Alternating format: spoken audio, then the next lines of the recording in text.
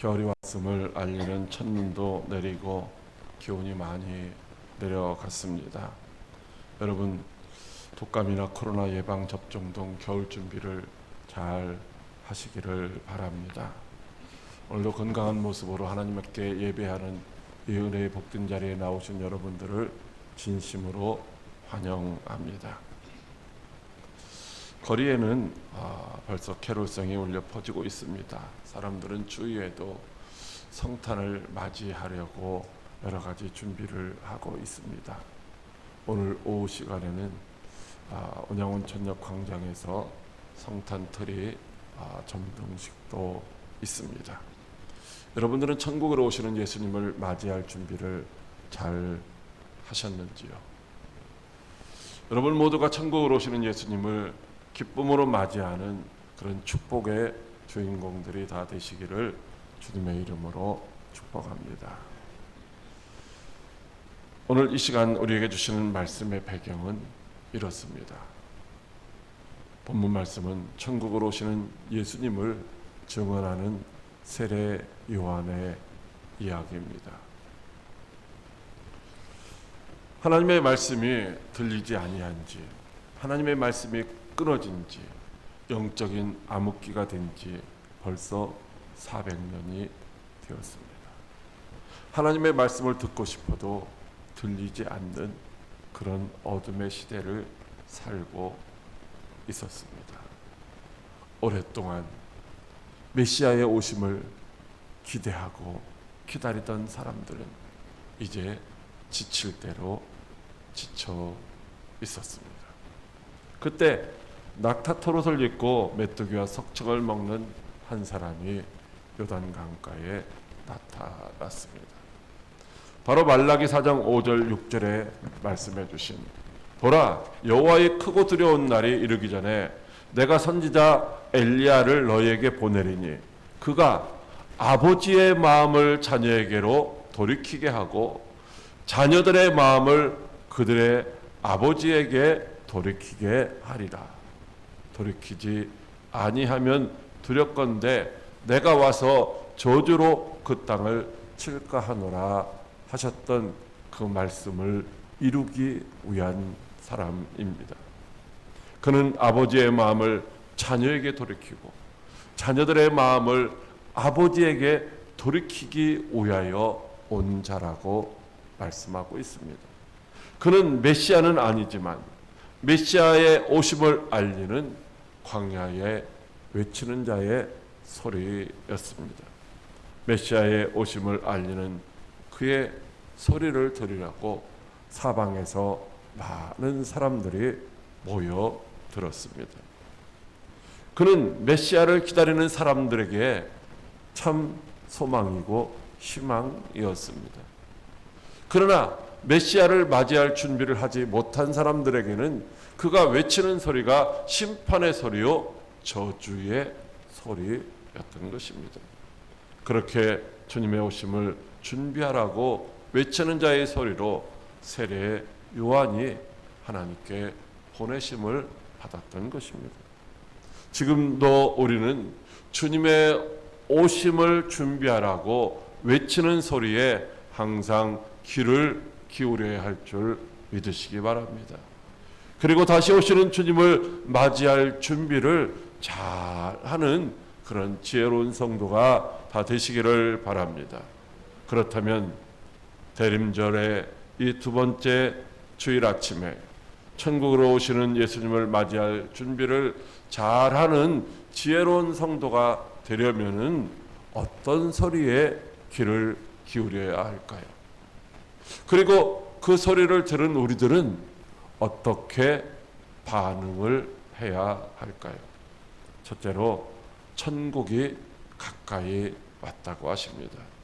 마태복음 3장 2절 말씀, 회개하라 천국이 가까이 왔느니라 하였으니. 아멘. 천국이 가까이 왔다고 하십니다. 그러므로 회개해야 된다는 것이죠. 자, 이스라엘 백성들은 천국을 기다리는 사람들이었습니다. 이 천국은 바로 하나님이 다스리시는 나라죠.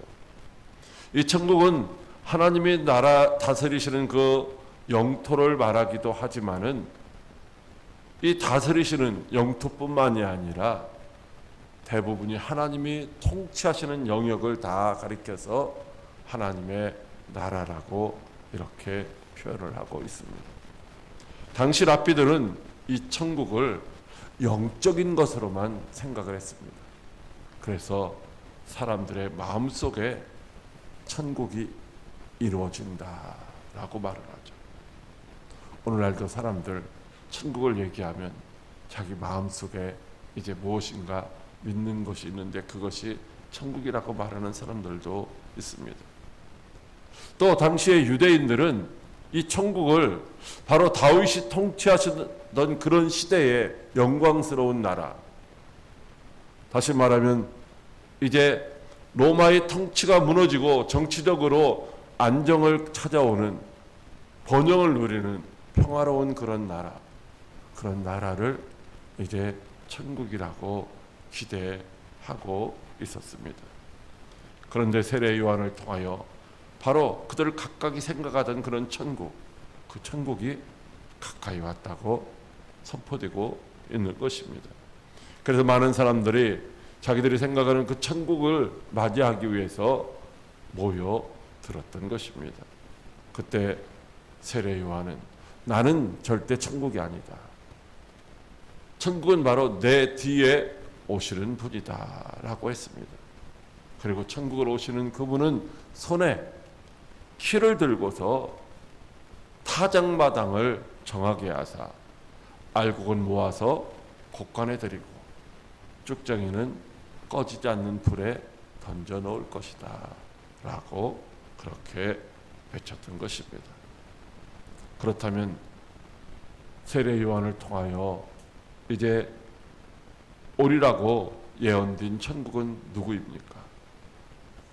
두말할 나위도 없이 2000년 전에 바로 인간의 몸으로 찾아오셨던 예수 그리스도, 그분이 천국인 줄 믿으시길 바랍니다. 오늘날도 예수님이 머리가 되시고 주인이 되셔서 다스리시는 그런 나라가 바로 천국인 것입니다. 그로부터 얼마 지나지 않았습니다. 정말 세례 요한의 외침대로 그가 세례를 베푸는 요단강에 천국이신 예수님이 나타나셨습니다.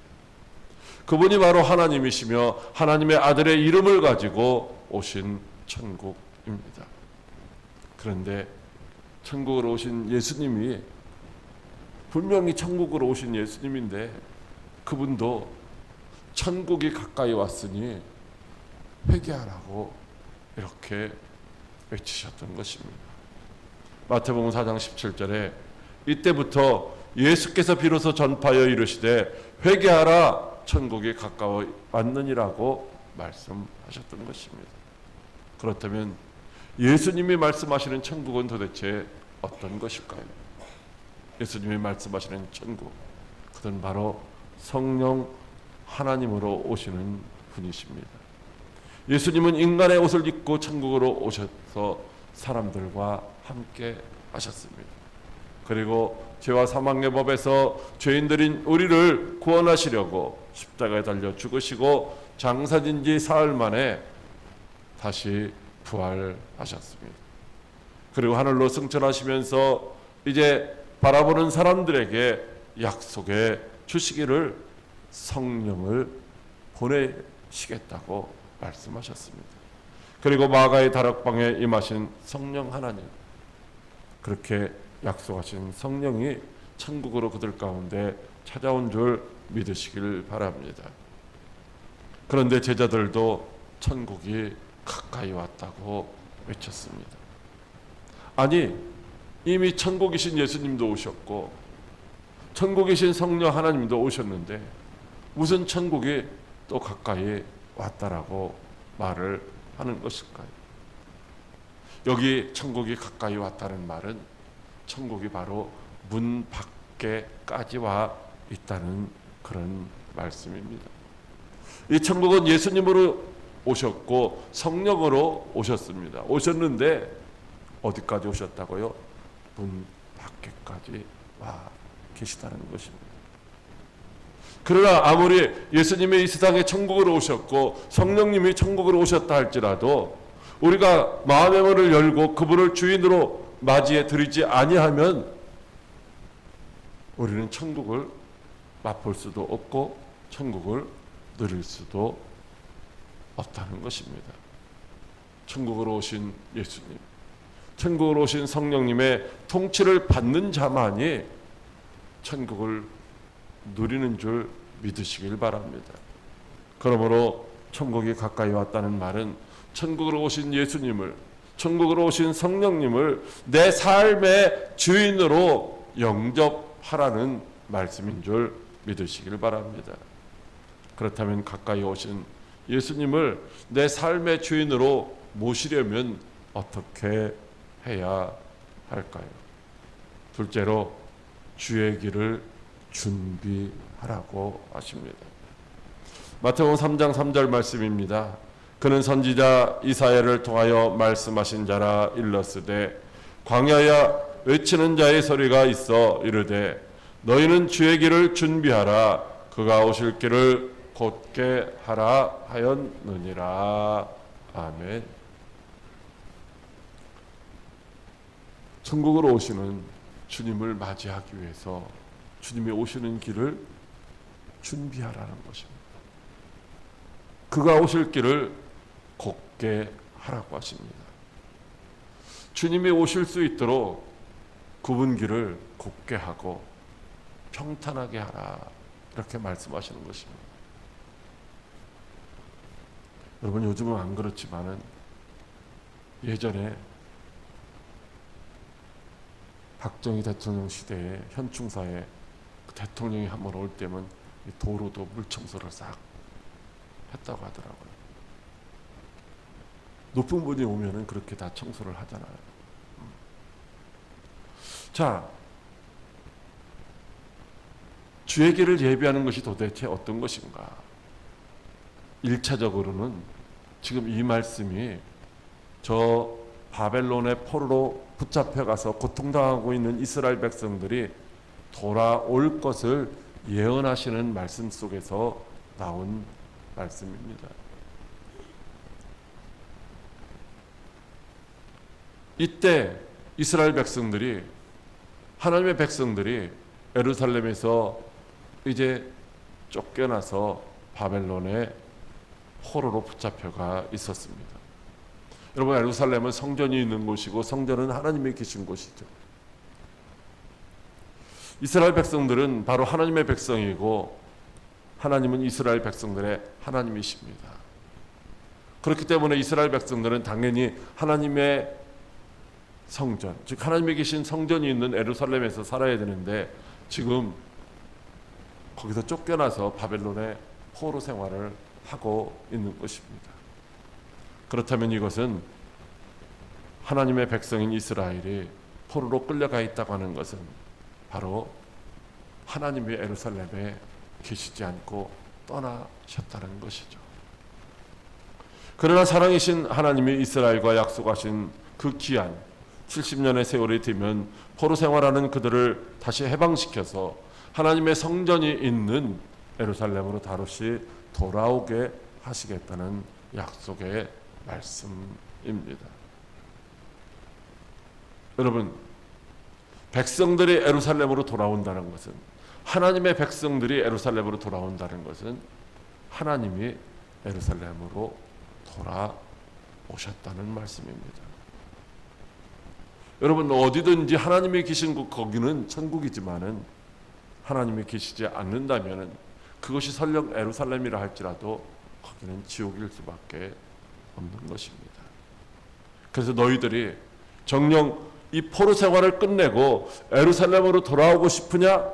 그렇다면 먼저 너희들이 하나님이 예루살렘으로 돌아오실 수 있는 그런 이제 길을 곧게 하는, 그런 길을 평탄케 하는 준비를 하라고 말씀을 하시고 있는 것입니다. 사랑하는 광역교회 성도 여러분, 하나님 어떤 분이십니까? 하나님은 영이시기 때문에 못 오시는 곳이 없는 곳이죠. 하나님은 공간과 시간을 초월하시는 존재이시기 때문에 마음만 먹으면 어디든지 가시고 어디든지 계신 분이십니다. 그런데 왜 주의 길을 예비하라고 말씀을 하시는 것일까요? 호세아 4장 6절에 내 백성이 지식이 없으므로 망하는도다.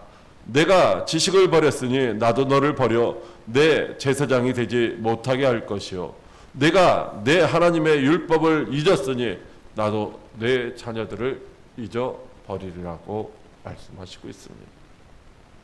하나님이 자기 백성인 이스라엘을 버리시고 떠나신 이유가 무엇입니까? 그것은 하나님이 이스라엘을 버리고 떠나신 이유는 그들이 바로 하나님을 아는 지식을 갖지 못했기 때문입니다.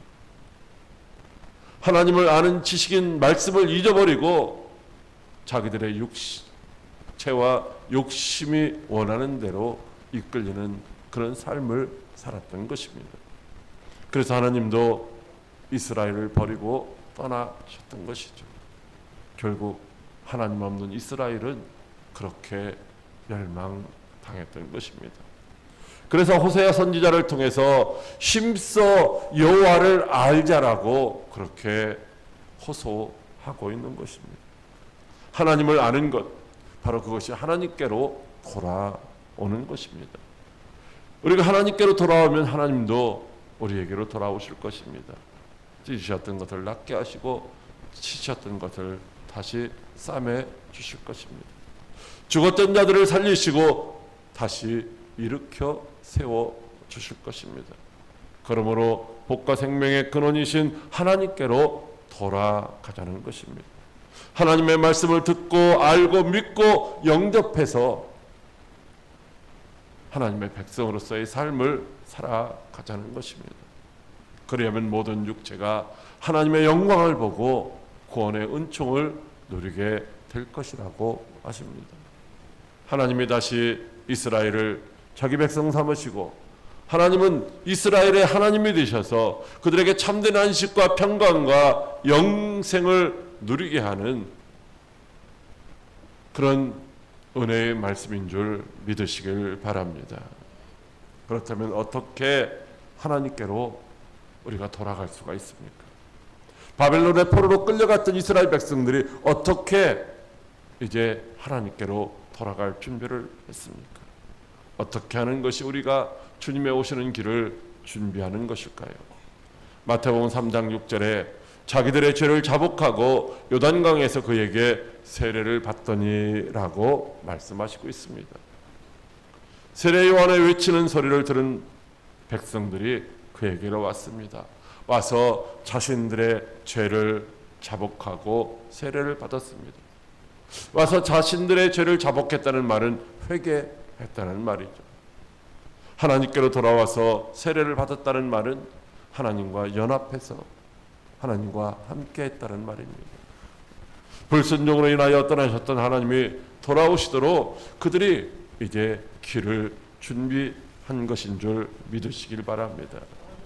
회개는 바로 하나님께로 나아가는 길이고 하나님께서 우리에게로 돌아오시는 통로입니다. 세례는 돌아오신 하나님과 하나가 되어 주인으로 섬기는 삶을 살아가는 증표인 것입니다. 하나님은 회개하고 세례를 받은 사람들과 항상 함께 해 주시는 줄 믿으시길 바랍니다. 이스라엘 백성들이 어떻게 회개하고 세례를 받았습니까? 외치는 자의 소리를 통하여 몰랐던 하나님에 대해서 다시 알고 하나님을 찾게 되었던 것입니다. 외치는 자의 소리를 통해서 깊은 잠에서 깨어나서 하나님을 찾게 된 줄 믿으시길 바랍니다.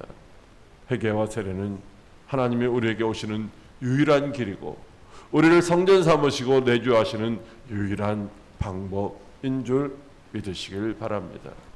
그러므로 육체와 욕심을 따라 살던 길에서 우리가 하나님께로 돌아서야 합니다.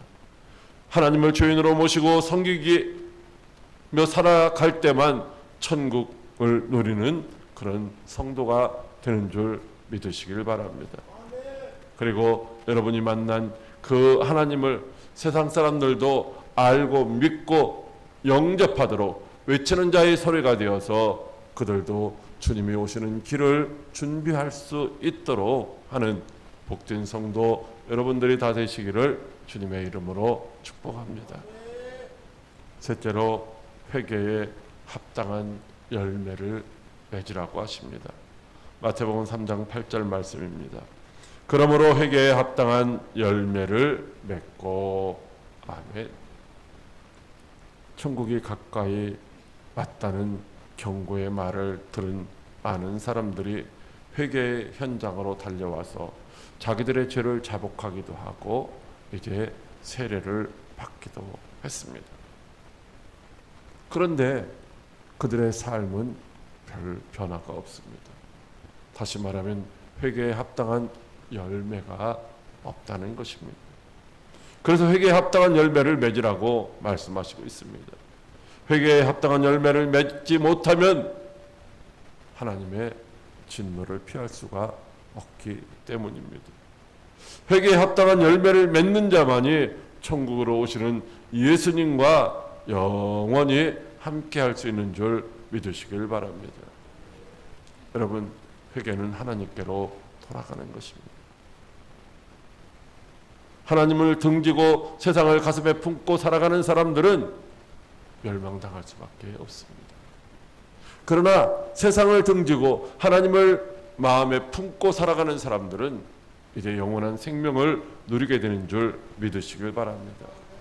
그래서 그들이 세상을 등지고 즉 회개하고 하나님께로 돌아온 것입니다. 그런데 하나님께로 돌아왔지만 세상을 내려놓지 못하고 여전히 몸만 하나님께로 돌아왔던 것입니다. 마음과 생각으로는 여전히 하나님보다 세상을 더 의지하고 사랑하고 있습니다. 세상의 것들을 더 소중하게 여기며 세상이 원하는 것들을 더 찾아 행하고 있습니다. 적당히 세상과 타협하며 현실에 적응하는 그런 삶을 살아가고 있습니다. 하나님의 뜻보다는 현실에 더 잘 적응하는 것이 지혜로운 것인 줄 착각하며 살아가고 있는 것입니다. 하나님은 이런 자들을 회개에 합당한 열매가 없는 자들이라고 말씀하십니다. 이런 자들은 결코 임박한 진노를 피할 수가 없다고 하십니다. 의선적이고 형식적인 종교 생활로는 결단코 임박한 하나님의 진노를 피할 수가 없다고 하십니다. 그래서 회개에 합당한 열매를 맺으라고 말씀하시는 것입니다.